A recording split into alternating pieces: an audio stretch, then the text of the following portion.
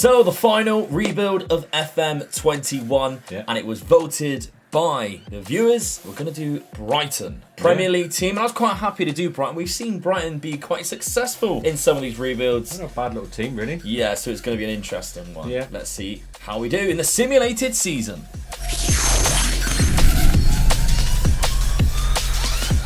So yes, we have the simulated season that we always do before we take over a well-known club, just to make the transfers more random and see how this team of Brighton actually plays out under Graham Potter, who, by the way, I think is an incredible manager.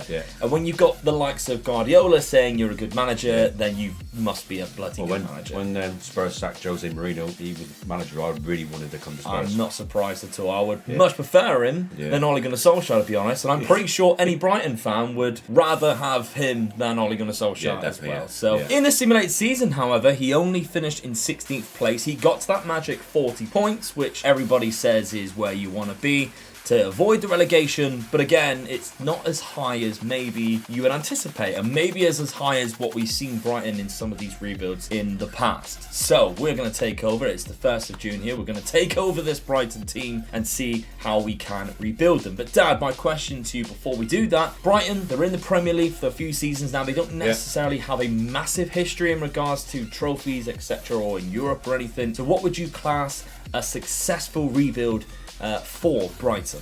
Right, top half of the table. Better luck getting one of the European competitions, so you need to be 7th at least, and definitely a good cup run. A good cup run. Okay, so European competition, cup run within 5 years, very much doable for any Premier League team.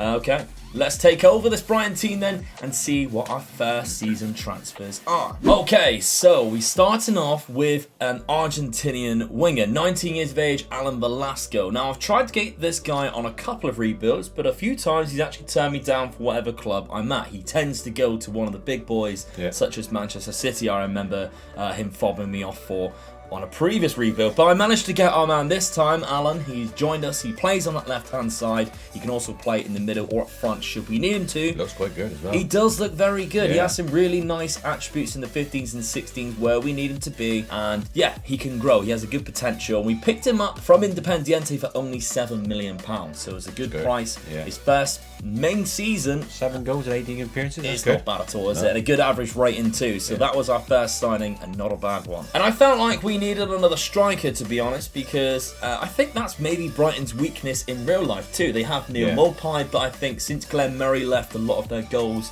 come from midfield now. You love Glenn Murray, didn't you? I must admit he's a good goal scorer. So I decided to sign Silas. Now, he has actually changed his name for Waman Gutika. I don't think he uses that anymore. So thankfully for us, put on your shirt, it was, so I think we just call him Silas from now on. But we signed him. He plays on the right-hand side should we need him to, or up front.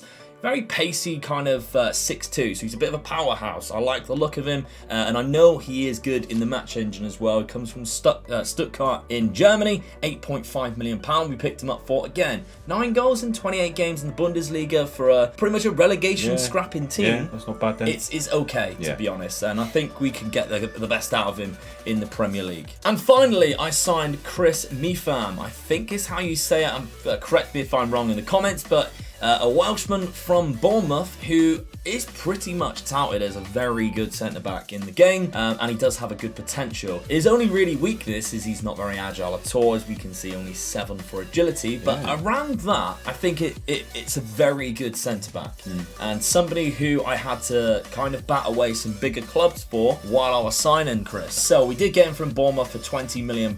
They're still in the Championship, so it was obviously a cheaper price that we could pick him up for. He didn't have far to move neither, did he? He did not, no. Bournemouth to Brighton, that was nice and easy for us. So I think so far our signings have been very shrewd and just really filling in the places that we need to fill in, because there are a lot of potentially really good players in Brighton's team. It just obviously depends how much they gel with these new guys. Finally, the position that I think Brighton needed the most was a goalkeeper. And I remember when somebody asked me to do Brighton, they said that since they lost Matthew Ryan, that maybe we really need to focus on bringing a goalkeeper in. And this is the guy we brought in. If you remember rightly, it was the goalkeeper we brought in the Spurs rebuild all the way back then. The young Turkishman, I say young, he's 25, but that is young for a goalkeeper. He's got a lot of time ahead of him. £15 million from Trabzonspor. Only conceded 20 goals in 36 games, which that's a lot of clean sheets. 17 clean sheets. 7.2 90.4 average rating, one of the highest goalkeeper average ratings I've seen in the game. So he is a very capable goalkeeper, very high current ability, so we welcome him to Brighton. And let's have a look at the team then, because we're looking for a 3 at the back is kind of what Brighton are playing right now, and I'm all for it. I like the look of it, so I've built this very random 5-2-3 kind of formation that we have here. A couple of inside forwards, that's Alan Velasco there that we can see there. We've got Neil Mopai or Silas, who can kind of just play in both of these roles. Yeah. But it's the centre midfields which we're going to use. Basuma and McAllister. McAllister, again, another Argentinian, 22 years of age. Got a lot of potential, this guy, and could be really good in that deep line playmaker role. Of course, we've got Lewis Dunk. We've also got Chris we're bringing in. We've got a few other like half-decent centre-backs which can fill in that role there. The rest, I'm going to leave it to the assistant manager to pick for itself. So, if we do take a look at this Premier League, the season preview, with all of our signings, bottom, which did shock me, to be honest. When I looked, but before I simulated this season, I was like, that is a joke. Above, like, Fulham is in this league, and they still see this team. Well, Fulham and Bournemouth will come up, look. Yeah. And they're rating us above them. Exactly. So, not happy with that. There's our next challenge then, to prove them wrong. We'll be proving them wrong, absolutely. But before we take a look at that season, in the future, Dad, we're going to obviously be doing rebuilds for FM22. Yeah, and obviously we always get a lot of suggestions in the comments. What we're going to do, how we're going to pick these rebuilds. The first few weeks we've obviously got an idea of what we're going to do already, because we need to plan ahead for this. But going forward from that, if you guys are writing your suggestions down in the comments, as always, I'll be collating all of these suggestions, and the most popular ones will be going to a poll on the Patreon, patreon.com/OmegaLukeGaming. On the £5 tier only per month, then that is where you can make your vote count, exactly. So although you can suggest as much as you like, I'll be picking the top 4, because we get so many, don't we? Yeah. So it's going to be really hard to please everybody. It's probably just the best way of doing it. So it's a great way to support content creators like myself. £5 a month, if you can afford to do so and you want to take your support to the next level, then that is the way to do it. And you can also obviously make your vote count and see if you can get your team voted as the rebuild we do every other Monday, or every Monday, which we're going to be doing for every Football Manager 2022. So, season number 1, 10th place. It is a good start, absolutely. We definitely proved them wrong. Look at the teams that went down, though. Fulham, Bournemouth, who we mentioned, and Everton. Ooh. That's a big team to go down, isn't it? I don't think they've ever gone down. I don't think they have. So that's quite a big loss to the Premier League, to be honest. Liverpool are champions. The same usual top 6 there are the top 6. Hey, I'm happy with Spurs in 5th. Yeah, there we go. Arsenal. Well, we'll see how long that lasts in real life, because you made a comment about how you were top and they were bottom, and then in 3 games that's changed. So you jinxed them massively. I think I did, Maybe you need to keep your mouth shut with things like that before you start bragging. 10th place though, we've got to be happy with that for Brighton, haven't we? Definitely. We look at the statistics, we are nowhere to be seen, which is kind of expected. We are in other competitions though. We were out of them really early. 3rd round by Arsenal, 2nd round by Charlton in the Carabao Cup. So that's a bit disappointing, to be honest. But we're building a team here. We're slowly, this is a marathon, not a sprint with Brighton. Only 16 goals was our highest from Silas, and Alan Velasco was there with 10. Other than that, no other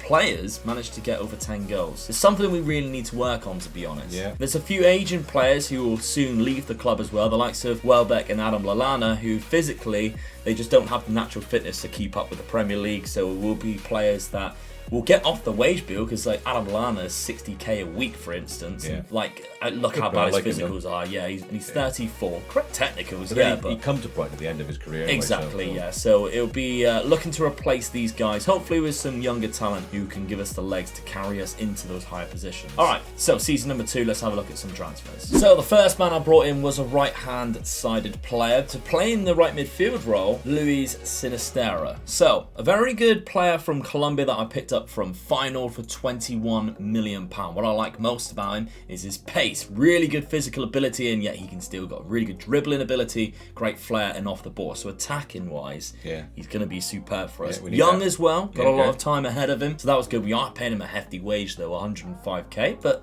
what will be, will be. If we do take a look at some of the transfers that we have made recently, though, Ainsley Maitland-Niles, who can play in every single position, which is the main reason why I got him, exactly, and that right back role. We've got Tariq Lampty, who has a high current ability, but his technicals are just so bad. So it's something that I would like to change, and Ainsley Maitland-Niles is somebody who conceded a lot of can do goals that. last season as well, so we're going to need that. Yeah, exactly. Hopefully Sinistero can help us at the other end of the pitch. Adrian Wagner is a centre-back that I've signed for Boca. Now, he's 18, so he's a regen, and it's kind of the future, this one, because my scouts give him a 5-star rating. He looks decent. He's 6'2". Maybe physicals are a little lapsed, but he already has high positioning. He has a perfectionist personality, which is a very good personality, which tells me his perfectionism is high, which means he should reach his full potential.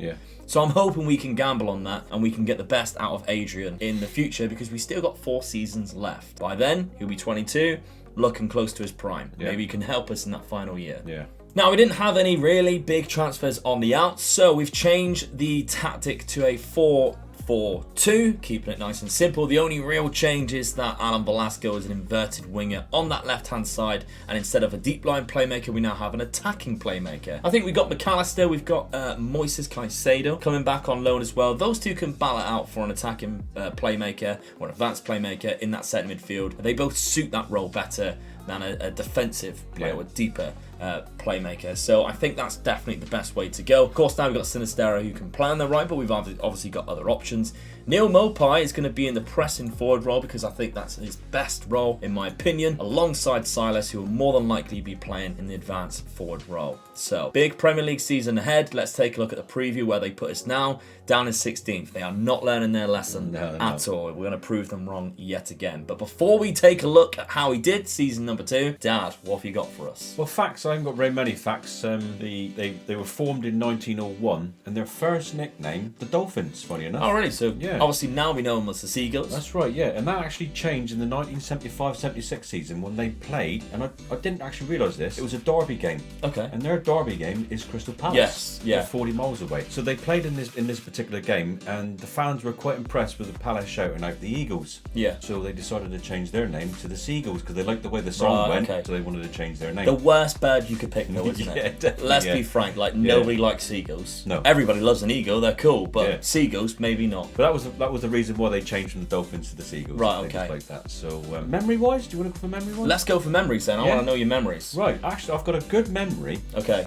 Of Brighton, but for the wrong reason. Now, unfortunately, you Brighton fans out there are going to look at me and go, 1983 FA Cup final. But guess what? What? I was there. Oh, right. I went to that game. Yeah, I remember you telling me this. Was it against Spurs? No, it was against Man United. Really? Oh, right, okay. What it was, my great uncle, big Man United fan, Rodney, he got 2 tickets to the game, and he asked me to come along with him because he knew I loved the FA Cup. Yeah. So, you're going to say yeah? I'm going to say yes, and so long I goes to that game. And it was a really good game. Yeah. I mean, the players I'm talking about were playing for Man United at the time. They had a good goalkeeper called Gary Bailey. Yeah. Blonde-headed boy. He was good. Kevin Moran in defence, really good defender. Gordon McQueen. Yeah. Yeah, whose daughter is a commentator on Sky Sports now. Yeah. Ray Wilkins. Yes. Or Butch. Yeah. So they used to call Big him. player. Yeah. Brian Robson was captain at the time. Yeah, so they come up against a very difficult team then. Frank Stapleton up front with Norman Whiteside. Oh, yeah. Yeah, remember him? Man United legend he is, really. Yes, he is, yeah. And the reason why I also liked Brighton at the time as well, I mean, I actually went up to the Cup final supporting Brighton. Yeah. I'll let you know. Secretly. Yeah. Steve Foster, captain. I love Steve Foster. He's a big, strong defender. And he used to wear a white headband. It looked like he had an injury. Right, okay. All the time, yeah. Yeah, he wore it all the time, yeah. So, yeah. Did he have long hair, or was it just for He had just for anything? I was going to say, curly. Right, okay. And he used to wear the headband all the time. Gary Stevens was a good player at the time. Good Liverpool player who was finishing his career at Brighton. Jimmy Case. Right, okay. He was a good player. And my favourite striker, and this is probably why I did like Brighton at the time for a little bit, Michael Robinson.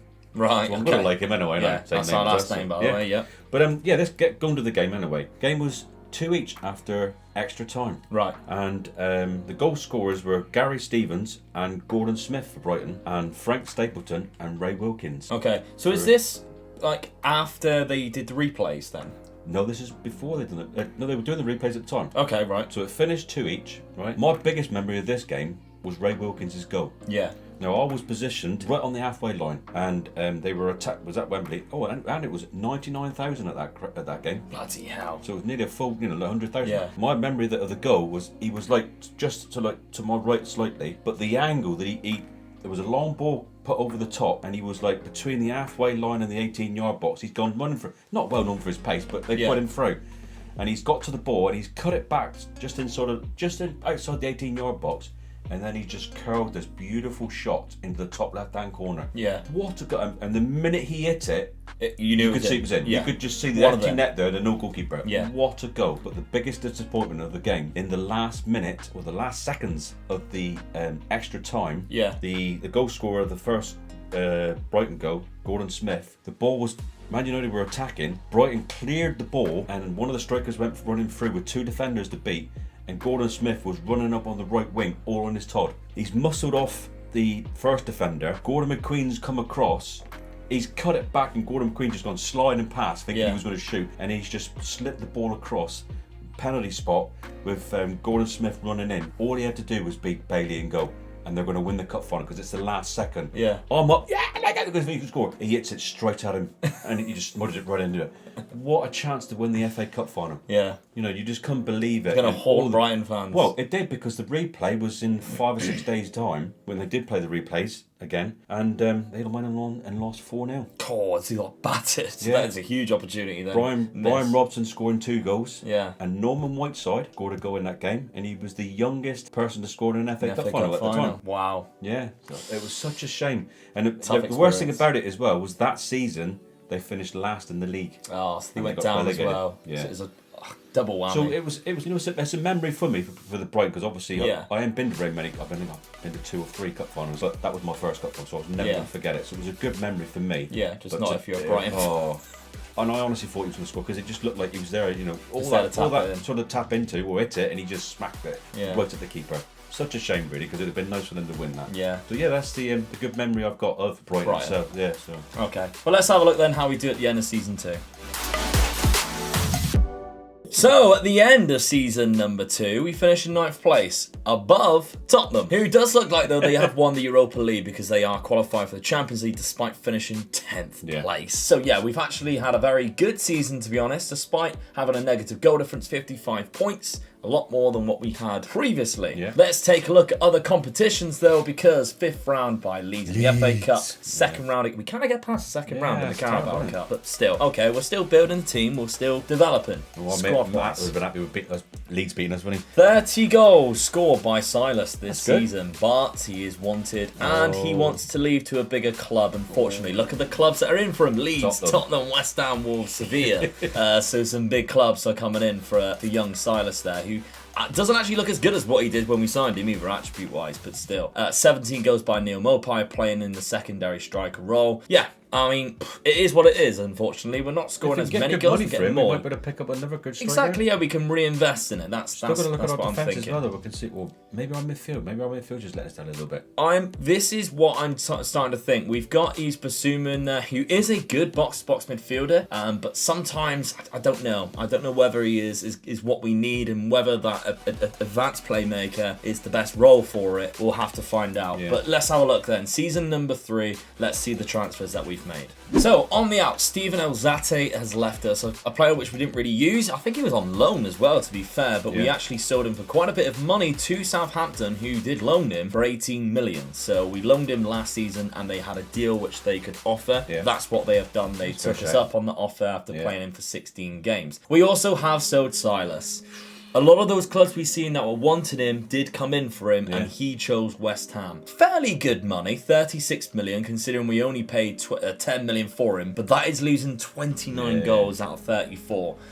He did kick up a bit of a fuss. It was time to go. Problem, exactly. But that's where, like you said, we reinvest it. We try and find the next Silas, who's going to bring us even more goals. So we'll be on the route to do that. So, Tariq Lampty, I mentioned him. Man City wanted him. I don't think he's a very good defender. You can see here there's only a couple of 11s, but he has the pace. He has 20 acceleration, and that's where his current ability is really high. And for some reason, Man City wanted to pay an extortionate amount of money for him. 32 million. See you later. I'll pack your bags for you, put you on the train, off you go, Tariq. Yeah, that's fine, because we've got a couple of good right backs anyway, and Ainsley Maitland-Niles, and I have reinvested that. So first off, we needed to replace Silas. I brought in Karim Adeyemi, who is a very good striker. You can also play on the right hand side. I'd say he's better than Silas as well. He's just not as tall, 5'11". He is actually a guy who's got 2 man of the matches in real life in the Champions League, despite only being 18 years of age for Red Bull Salzburg. prospect, so there's a lot of people are tipping him to be very good in real life too. He's very good on this game. So yeah, he's a very, very capable player. Although he only has 13 for finishing, I don't know why. He's a young lad at the moment still. Yeah, he's just really good in the match engine, and I think everybody in the comments will agree. So we've actually paid £20 million. He scored 10 goals in the last 16 games. The highest average rating as well, 7.55, but he's not the only striker we bought. I went and bought my favourite wonder kid on the game, Sebastiano Esposito. Yeah. So we've used him in a rebuild before, and he is phenomenal. We're catching him where I don't think he's developed as very good as where he sometimes has done by the time he's 21. Mainly because I don't think he's been played a lot. He only played one game the whole last season, so he's a bit stagnated at the minute. Yeah. And we still had to pay £20 million. Right. But we're paying because we know he can be good. Yeah. And he has a lot of 14s here, which, given the game time, will be 15s, 16s, and we'll be laughing. So we're hoping he can do the business for us, him and Karim Adeyemi up top. That's the strike partnership that I'm looking forward to using. We have loaned in Billy Gilmour, a very capable, obviously, centre midfielder from Chelsea. Might we worry about Billy Gilmour? I don't know whether they'll change it in the next game, as his natural fitness and stamina is not very low. It's very low for a centre midfielder. It's kind of the only thing that really lets him down, to be honest. So got to have a good engine to be in the centre midfielder. He'll be a guy that if he starts will more than likely have to be taken off every time. But we got him on loan from Chelsea. We're only paying his wage of 27k a week. So it's on the grand scheme of things, I'm happy to do just that. Now obviously we sold a right back. I signed Diego Dalot, who can play on right back and left back, so is cover for both. And I think, to be honest, out of him and Maitland-Niles in the game, he's probably better at right back, despite having a stinker in real life defensively. I think he's capable of doing this. The Portuguese right back from Manchester United. We only paid £15 million for him. Again, a player who hasn't been playing a lot, so we welcome him into the club, give him some more game time, give him a second chance of a career. Yeah. And finally, we signed Soumaré, who from Leicester. Again, another player who has some decent attributes and is going to be a bit more of a squad player. I can't see us actually starting this guy. But we got him from Leicester. He's been on loan from Norwich and Newcastle since they signed him. Played okay, but £9.25 million. It's really the case of we couldn't really get anybody else for the money that we had left. Yeah. So it's kind of what we have to do. But again, that's not really improving our centre midfielder that we mentioned before. We've got two great strikers now. Yeah. We should be scoring goals, but it's the centre midfield spots that we might be struggling with. Yeah. So tactically, this is what we're going to look at now. We're going straight to the 4-4-2 again. Caicedo is going to be playing in that advanced playmaker role. He is the young Ecuadorian who Manchester United were actually tipped to sign before Brighton did. And he is very capable, good natural fitness and stamina. The other position where Yves Bissouma used to be, we're leaving that one free. Maybe Billy Gilmour can play bit parts depending on his fitness. Wagner's going to stay because he is getting better and better the more we play him. Now that he's 19, I want to play him more and more, so the more game time will probably benefit from it. And then, of course, we've got the young strike force, Adeyemi and Esposito. I want them to play every single game. Yeah. Adeyemi's left-footed as well, so perfect. Yeah. Esposito's right-footed. I'm looking for a lot of goals from them. Season preview puts us down in 12th place, despite us keep finishing higher and higher. So there we go. Everton bounced right back up. Oh, good Everton. Along with Bournemouth as well. So we'll see how they do at the end of the season. Let's see how we have done though first. So we have finished in 5th place. That's a hell of a season for us. Hell of a season. With that. Considering, of course, we mentioned we didn't really do much to the midfield. At the end of a season as well, look. What an end of the season. 5 wins out of 5. And if we do take a look at it, we beat Bournemouth, West Ham, Norwich, Stoke and Newcastle. All teams that you'd expect us to beat. But if you give us those 5, you'd be like, I'll take 3 wins out of that. Yeah. But no, we won all 5. We've had a great end of the season. And leapfrog teams like Newcastle, who finished just on the same amount of points as us. Well, you can't moan about finishing below the teams above us. We finished above Chelsea, Tottenham. Everton managed to stay in the league. They finished in 11th place. Going down is Leeds. Yeah. Leeds, Burnley, and Stoke as well. Stoke going down with 12 points. Really low tally. They only just come up as well, remember? Yeah. But Karim Adeyemi, 34 goals. Those are the 34 goals we were speaking about. Yes. Of course, I think Silas scored 29 or whatever it was. Adeyemi scored more. He also had a very high average rating, and Moises Caicedo 19 assists there, and Karim Adeyemi 8 man of the matches. Other competitions then, 3rd round knockout by Norwich, 3rd round knockout by Manchester United. These cup runs, we're not very good on the cup, but we're getting better in the league at least. And now we have European football. Yeah. So, season number 4. Let's add to this. Let's bring in some new players. So the first signing coming in, centre midfielder. A very young centre midfielder, though, only 18. And this guy's going to be a squad player because I've signed 2 other centre midfielders who are, I would say, elite level centre midfielders. We are really boosting the squad right now. We need it. Yeah, we didn't have a lot of transfer budget. I'd say around about £50 million. We had to work with it. Yeah. So we signed this guy, 1.1 million. Very cheap. Right, from Pumas in Mexico. I'm surprised he managed to get a work permit, but Cesar Torres, welcome him into the club. He does look like he's going to be fantastic, by the way. Yeah. If this was like a 10-year rebuild, we would be like, we're pinning our hopes on this guy because he looks great. But it's only a 5-year rebuild and we've only got 2 years left. So Cesar is going to play more of a squad player role because we have signed these two. Now, first off is Luka Succinc, who is a real player, as you can see, from Dynamo Zagreb. Again, one of these Wonder kids that I've tried to sign on a number of occasions and he's binned me off. Yeah. So I finally got him. And look how good his physicals are. We mentioned how good physicals are. 18 acceleration. Stamina, 17. Yeah, and he's a centre midfielder. Like, he's unbelievable. The young Austrian. 15 passing, good enough vision, great off the ball. Attacking wise, he's going to be superb. 6'1" as well. We picked him up from Red Bull Salzburg for £15 million. Good price. But the final player we signed, £21.5 million, is a regen, Hugo Romano, and he is even better. Yeah, look at this. I know, he's been given the media description of Wonder Kid. I'd say he's better than a Wonder Kid, even though he's only 19. I mean, he's superb. Like, 19 for technique, a load of 17s here. Again, his physicals are great. For a centre midfielder, he is exactly what you want. Yeah, definitely. Portuguese, he comes from Vitória do Guimarães, I think is how you say it. And he's only had one full season in the league. What a season that is for a centre midfielder. Yeah. 12 goals, 7 assists, 7.54 average rating. He is a huge player. He can also play in behind the striker. Maybe that's where they played him. Yeah. But his natural position is a centre midfielder. A natural position of an advanced playmaker. One of the roles we use. So we do take a look at it, but that's the role we're going to give him. Box to box is Luka Succinc, Romano playing that advanced playmaker, Velasco on the left, Adrian Esposito. We need them playing every single game. We are losing Esposito at the start of the season for Italy under 23s. He misses the first couple of games. So be it. We'll still get him back. He's still going to score a load of goals for us. Right, season number 4. Before we take a look at it, Dad, players, managers, fans, who did you have? We'll start with managers, shall we? Okay, let's. Because I found a surprise one and I didn't know this myself. Okay. Right? 1973 to 1974. Someone we talk about quite a lot. Brian Clough. Brian Clough, yeah. I knew that one. Did you? Yeah, I knew that I never one. knew that. Yeah. I think because Peter Taylor, obviously and we did actually mention Peter Taylor when we did the Forest one. Yeah. Probably wrong of us, and I'm quite surprised nobody called us out in the comments. Yeah. Because obviously the connection that those two had. I've got a feeling Peter Taylor took him there. Something along those lines. They were there together. Yeah. Right? Brian Clough left to go to Leeds. Right, Which okay. is where you've probably seen it and remembered it. Yeah. And Peter Taylor stayed. And he became manager, didn't he? Yes, he stayed there That's for 2 how I know. He stayed there for 2 seasons. Damned United film, that is. That's how I know that one. And Brian Clough came down to Brighton, went to Peter Taylor's house and begged him to come back to them. That's right, yeah. That was in the film. That's right, yeah. Brilliant. We've seen it. Another good manager who's managed them twice. Okay. 1976 to 1981 and 86 to 87, Alan Mullery. Right, okay. I liked Alan, he was a good manager. And I knew this one, an ex-player, Jimmy Case was there. Good manager, good player for United. Davy Coppell. Oh yeah, Steve Coppell, yeah. Mark McGee, he was a good player as well. We've mentioned him before. Yeah. Gus Poyet. Yeah. Sammy Hyypiä. Sammy Hyypiä. The Liverpool centre-back. Yeah.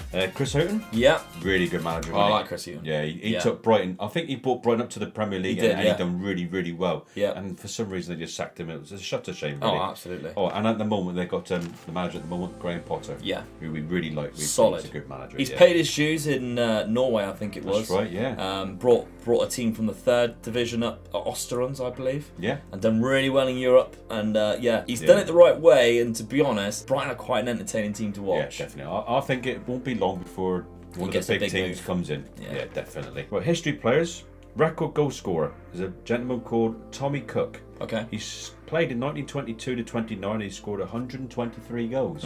That's official on the records. But there is another player who scored more goals. Right. And he's called Bert Stevens, who scored 174 goals between 1935 and 1948. But only 87 were scored in competitive games. Oh, so he just scored loads in friendlies. No, he scored during the war. Right. And they weren't classed as competitive football. because during the war everything closed down, so they were still playing games, but it's such a shame. So on record, he doesn't actually class as the biggest goal scorer for Brighton. Oh, that's a shame. But really he is. Yeah. But players again, we're going to go for Glenn Murray, which I did like. Yeah. Bobby Zamora.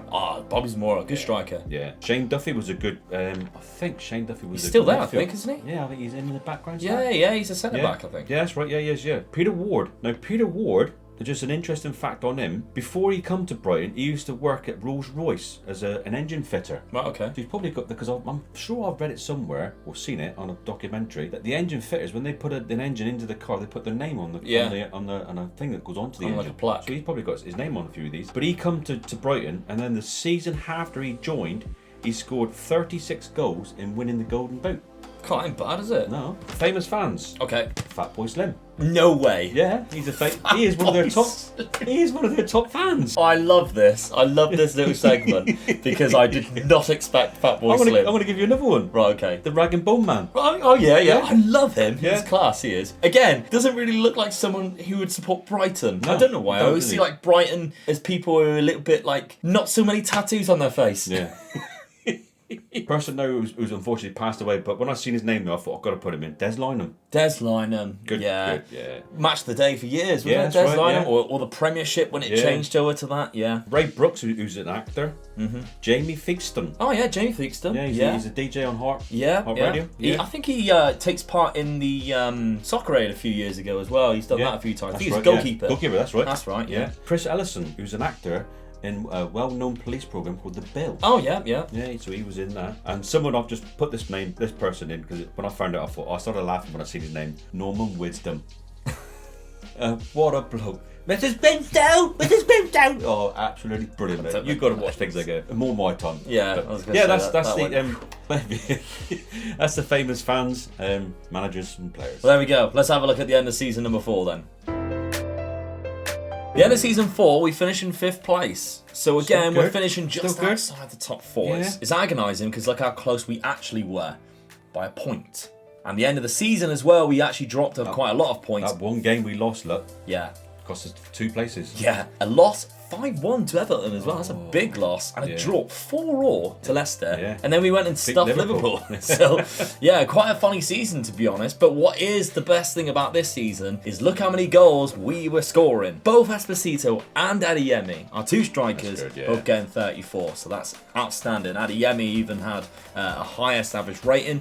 Esposito had a lot of assists, so they're both kind of like playing off, and Adeyemi got more man of the matches by 2, so they definitely had fun competing against each other this season. Other competitions then, it was our first season in Europe, and I think that might have played a fact in possibly our league form, possibly our cup runs as well. 4th round of the FA Cup.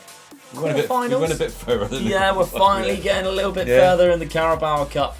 But second round knockout by Borussia Mönchengladbach. Kind of a team maybe I'd say on our level for Brighton now. What I did actually refer to, obviously, we are above Liverpool in the league by 10 points. Yeah, that's a big So that's high. And your Tottenham Hotspur down in 14th there. So they're dropping massively. There we go. Right, let's have a look at some of the goals though, because Esposito scored 51 in 51.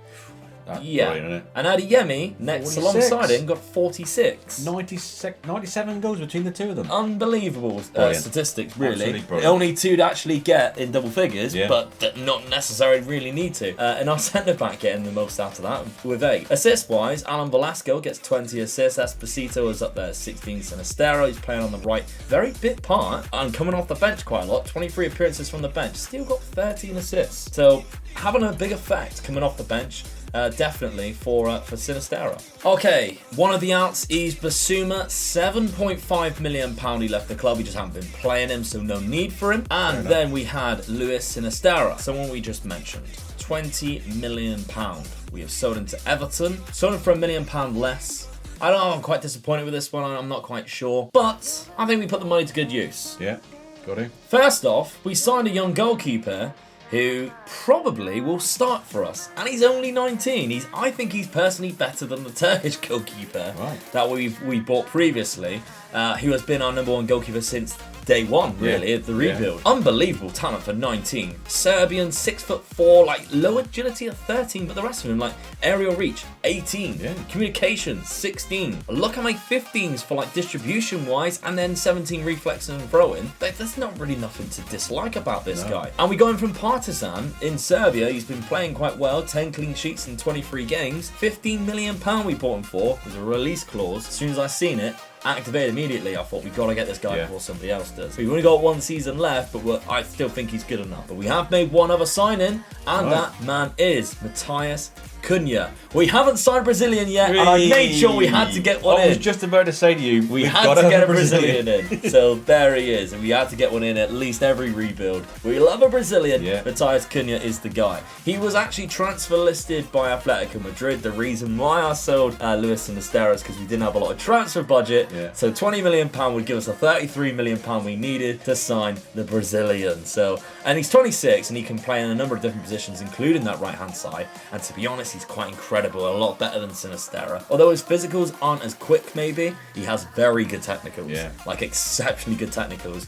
In behind the striker would probably be his best role. Long shot, 17. As a shadow striker, that type of role. Although we're not playing it, even on that right-hand side, I think he's going to be a good enough winger. Good 14 crossing. I mean, if he does cut inside on his left foot, long shots are decent enough. Yeah, I like him a lot. Very capable player for us in that league. So tactically, this is what we're looking at. We're keeping it very vague again. We're just keeping the strikers. We're just keeping Wagner, who gets better and better every season. And then, of course, we've got a new goalkeeper who we are giving a go. Big season. Massive season. One final season. Let's see how we get on.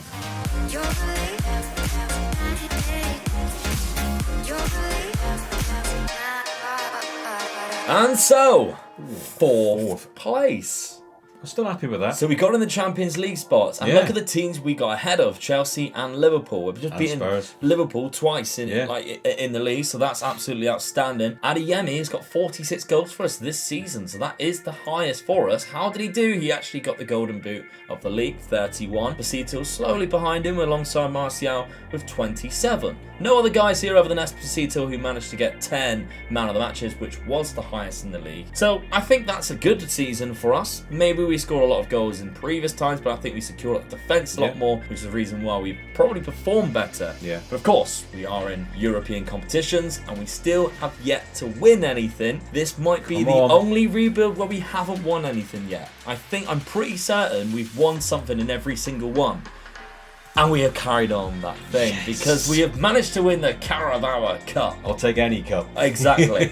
I mean, I'm disappointed to see the FA Cup we were knocked down by Watford. Yeah, definitely. Which is disappointing. But the Europa League... Can't argue with that. What are they doing in that there? Yeah. That's ridiculous. I mean, 6 years' time, PSG really They might have been in down. the Champions League, but lost. Yeah, and dropped down into the third round spot. They went on and beat Liverpool 4-0 in the final. So, completely dominated the final with Erling Haaland at their helm. So, say no more. I mean, that PSG team is disgusting. How that dropped out when you've got Kulusevski, Mbappe and Haaland, Phil Foden, Ndidi, Bastoni. Like, these are the best players on the game, and they're dropping out of the Champions League. Unbelievable. Just our luck that and we have to face. They've still got the best goalkeeper in the world as well. Exactly, in Donnarumma. So let's see how we managed to get on in the Carabao Cup, because we beat Brentford in the final 3-1. So, Brighton, Brentford in the final. We were probably favourites. Yeah, two teams you don't really expect to see in that final, and we managed to overcome them. Esposito managed to pick up 2 goals. Alan Velasco got a 73rd minute as well. And we went 1-0 down. After going 1-0 down by Marcus Forss. We clawed it back, but Velasco was the man of the match. No, that's actually Esposito was the man of the match. He got the 2 goals and an 8.2 rating. Good, What a great season he had. So top that off then, let's take a look. Our squad's looking quite small now, but of course it's the end of the rebuild, it doesn't matter. Adeyemi 46. Sebastiano Esposito 45. They're just battling out each time. It's great. It's good. 16 assists as well for Esposito. 22 in total for Alan Velasco. So he has been phenomenal for us from day one of this rebuild. He's had a great season. Average rating. Look how many great average ratings we've had this season alone. Absolutely superb. So overall, Dad, what do you think about this rebuild? I'm really pleased with the way it happened. I hope the Brighton fans are really happy with our performance there. Yeah. We've done them proud. Exactly what I wanted to get. Done well in the league. Yeah. And we won a cup. We got him a cup. I think we've done better than the league than I thought we was going to do. But yeah. It's a shame we didn't have one more year just to see exactly how we got in the Champions League. We were getting better, weren't we? Yeah. Once that Brazilian come in, that was it for us. We had the Brazilian, and then he did quite well, to be fair. If we do take a look at him, Matthias Cunha. I mean, he played 32 games in the league. He only got 1 goal and he got 6 assists, a decent average rating. So well worth signing him just for the meme of us having a Brazilian. But very happy. Yeah, absolutely. Well, thank you very much for watching. Make sure you keep watching us in the rebuilds for FM22, and if you want to vote from patreon.com/MakeLoopGaming, if you want to continue watching a video though, we've got this one here which you should watch after this. Thank you very much. Bye bye.